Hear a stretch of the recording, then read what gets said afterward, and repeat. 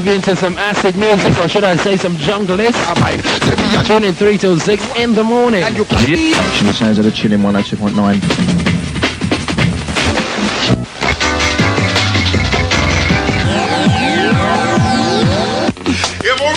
Everybody makes a mistake. Can't we? As you mix it down, it's the Weekend Rush. Rush FM is one of 5 pirate radio stations broadcasting from a 60s Tower Block council estate in Hackney. With a range as far as Southend on a good day, they transmit a selection of rave music to a sizable following. Unfortunately, it's illegal, and for the past 2 years they've played an elaborate game of cat and mouse with the council, the police, and the Department of Trade and Industry, all determined to close them down. Each and every Friday night, check it out without a doubt. Rose's Night Watch. You can ask anyone in Hackney, right, how long they've been waiting for something to get fixed in the house, but they're quite willing to spend a lot of money to get a helicopter out to get 2 kids off a roof. That's what I say anyway, you know what I mean? I'm not hurting no one. Now, alarming evidence of the lengths radio pirates have taken to protect their stations. They've turned the tops of London tower blocks into fortresses. Police and council officials made the discovery when they tried to break into an apparently empty council flat in Hackney. In Hackney, in East London. The council are there to protect their property, In East London. the DTI to protect the radio frequencies, and the police to keep the peace. On this occasion, all 3 joined forces used a helicopter and plucked the pirates from the tower block roof at the dead of night. Isn't it like Miami Vice and all that? What are you reckon? It was a bit hot, the tune. It was a bit hot. Like, it's unnecessary. Once again, the pirates were putting up the aerial the DTI had torn down the week before. Like a siege or something. Like, yeah, it was like a big siege. They lit up all the place, the light and that, just to track 2 kids on the roof. Like 3 they hours. couldn't go nowhere. Yeah, 3 hours to get them down. What they found was a booby-trapped barricade of concrete and razor wire. Phil Bales reports. Once this was a typical high-rise council flat in Hackney. Now it's a pirate's fortress protected by 3 tons of concrete. Barbed wire fortifications sit incongruously on the roof of the block, the radio flat just below. Extraordinarily, the fence isn't there to keep the police and illegal radio inspectors out. It's the way the pirates get in. They abseil in. Hanging perilously from a rope, the youngsters behind this craze swing their way into the top window. Police are cautious about claims that there's big drugs money behind a network of similar stations across London, aimed at advertising drugs parties. If evidence emerges that that is accurate, then you may be assured that we at Stoke Newington, the police here, are determined to deal in a robust and vigorous way with misuse of drugs. Robust and vigorous way with misuse of drugs. Robust and vigorous way with misuse of drugs. I keep the phone lines flexing on the 0860 before I went to T17. Be sure I cross London town. With the aerial on the roof of the tower block and the transmitter secured behind a concrete barrier in an empty flat, the pirate studio itself moves from location to location to avoid detection by the authorities. All the killers do.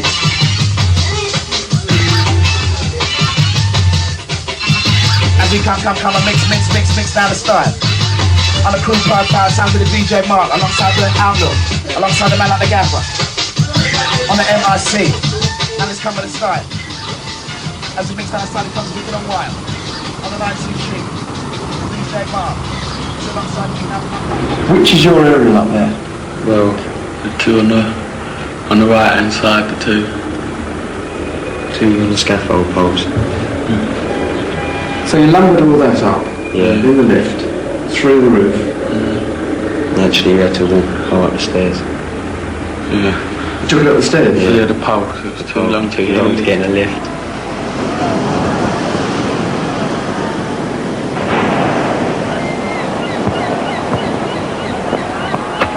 Yeah, what they did is they couldn't get past the padlock to the top hatch, and so they've bent the aluminium cover sufficiently to be able to climb through, squeeze through the gap. And then over here for... Once up here, what they did They started with scaffold tubes clamped together, 2 or 3, wedged into the top of the waste stack for the block, which brings you straight back to the wrecked toilet. Exactly, and it causes all kinds of problems with siphonage and back surging for the tenants, and you can imagine 21 stories of waste isn't a pleasant experience. Do you get off on taking on the establishment? Well, I say, I don't see it as part and parcel, isn't it? Part and parcel. It's I don't think it's a buzz or anything doing it. It's just part of the job, man. There's always something in your way, innit? If you get around it, you can go around it. If you get stopped by it, then you got to stop and rethink, innit? A very common feature of these places is that the toilet pan is smashed off in order to drop cables down the soil stack and pick them up as they pass by to bring the cables into the flat to the operating equipment. Okay, so look at a smashed door and a smashed up toilet. Maximum respect reaching out to Donna.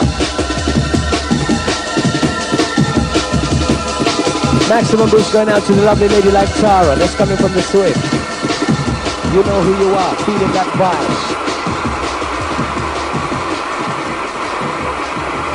Osaka Donna is coming to the class station.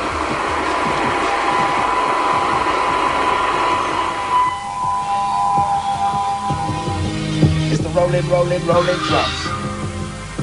It's the sounds of 19.3 bass. Now listen up to the mix here it comes.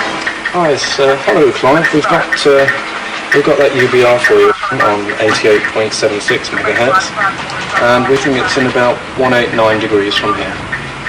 Yeah. Okay then. Bye now.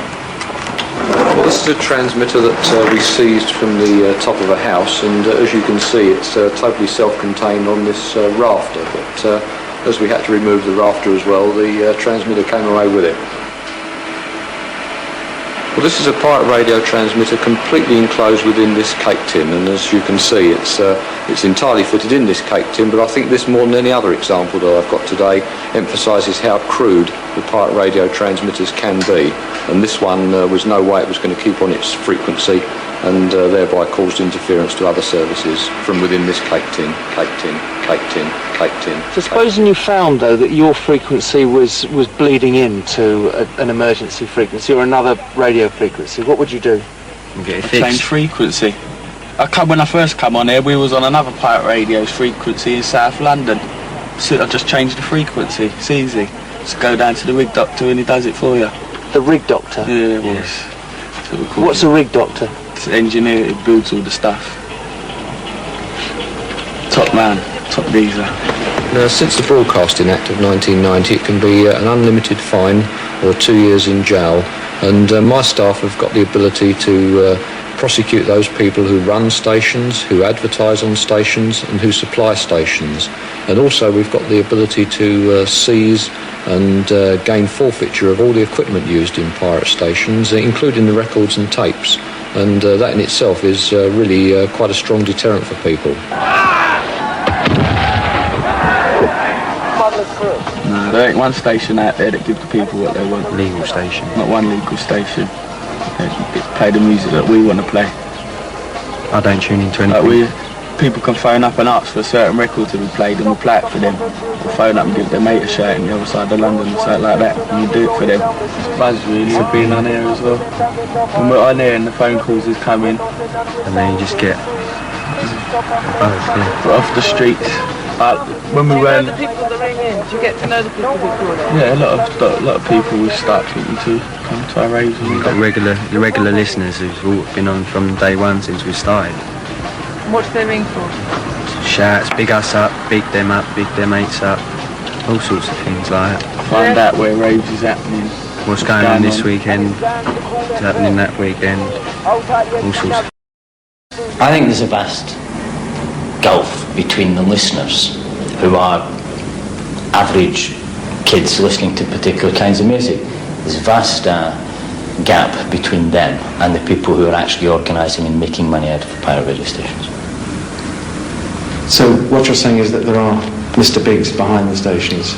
I can't speculate on that. I don't have any evidence other than to say the lengths to which people will go to keep these stations running implies there is money involved, and big money. I mean, all I can say is that I don't think anyone is doing it for the love of music, and there must be money in it, or it simply would not be worth their while to go to this extent. It's a load of rubbish. If I was making a load of money, Wouldn't be dressed like this. For starters. Wouldn't be living around this area. It won't even be in this area. Most of us around here, the only thing we've got in Hackney is music. Yeah, everyone in Hackney's talented, but no one has got nothing in Hackney. You know what I mean? There's a load of musicians, there's a load of DJs, there's a load of footballers, there's a load of sportsmen in Hackney, but it's because we don't get a chance to do something. Now we're doing something of our own steam, of our own back. We want to get cut down for it, same we do with big drugs and big corporations. It's all pony. We have got plans for the estate, we've got plans for a regeneration, and we will continue acting like a proper housing authority and a successful housing authority. And I'm afraid the pirate radio stations are not going to succeed here. See, if they cut that, then what we're going to do? We're going to all be sitting around the flats again. No one's doing nothing. Back to the whole thing. Hackney, crime rate goes up. People get burgled. You know what I mean? People's cars get robbed and people get mugged in the lift. It does happen. I'm not saying that everyone's got turned golden, you know what I mean? But it does happen, but not as much. Before it was people you know who do them sort of things. Now it's no one you know.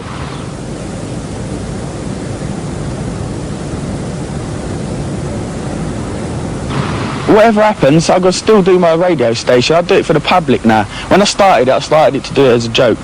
But now it's just a thing where it's gone beyond the joke now. Like, I've got so much listeners. It's the biggest pirate radio station in London. And you're going to stay on air? Of course so. You're going to stay on air? Of course so. You're going to stay on air? Of course so. And you're going to stay on air? Of course so. 1, 2, 3, all together! Fire! I'm out of it, peace. Love Rush to the max, man.